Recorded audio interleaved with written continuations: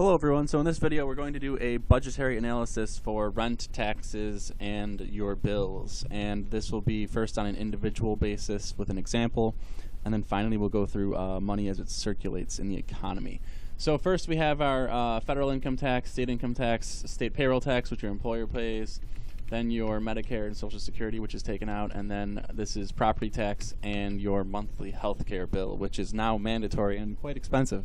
So I figured I'd include it in the rent and taxes section. So you have your income, which is changeable, and then you can calculate your taxes paid based on that with an effective tax rate of 59% when you add all of them up. So, you know, each one on its own doesn't seem that bad, right? It's like, oh, what's 5% here? What's 10% there? You know, 15% here, not too bad. But add them all up, it's actually 59%, which is quite staggering. Now, based on deductions, because a lot of them have deductions on each other and things like that, this might be around 50%, maybe 45%, but it's still quite high. Then you have your after-tax income, and you take your rent, which is estimated at $900. You have a remainder of $10,000 per year, and you already have spent 80% of your income on rent and taxes. So now we have our actual bills. We have our student loans, because that's pretty much a requirement. These are on the lower end, actually, these estimates. Student loan $200, car insurance $60, car payment $150, cable internet, gasoline, groceries. Now these are all quite low, actually. I mean, this is for one person, and it's if you're not going out to eat at all, if you're spending your money on like cheap groceries at a cheap grocery store. So you subtract all of your bills, you're now left with $2,000, and then you can calculate the sales tax, you're left with around $2,000. Do the math with division. This is only 4% of your income, making $50,000 a year. I mean, you're barely scraping by here. 96% of your income goes to taxes and rent and bills. And mind you, this is what you actually need to survive. The 80% you don't need, well, the house, I guess, the housing you need to survive, but everything, all these taxes, you're paying 50% on your income on things that you don't need to survive, and then you're paying 16% of your income on transportation, insuring your $3,000 vehicle that goes 75 miles an hour, next to other 3,000-pound vehicles that go 75 miles an hour.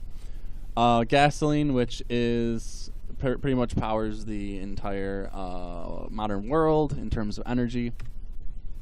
The thousands and millions of people who are involved in food processing and agriculture and logistics and distribution for groceries, on top of, you know, thousands of different companies that make thousands of different food products. $75 a month. And then you have your cable and internet, which is, you know, usually one monolithic company that pretty much charges too much for a 50-year-old technology. I guess cable is, what, 30 or 40? Yeah, something like that, 40 years old. So anyway, you can get the ratio. If it's over 100%, means taxes are higher. So taxes versus bonus bills, you're paying 400% more for taxes than you are for everything I just listed in this section. And now, mind you, with the deductions, it may only be, the ratio may only be about 300% instead of 400%. Taxes versus rent and the bonus bills, still 150%. Now, mind you, with deductions, you might be looking at 100%. But still, that means you're paying just as much for taxes as you are for all of your rent and all of your bills. That's being very generous with the reductions in taxes due to deductions as well.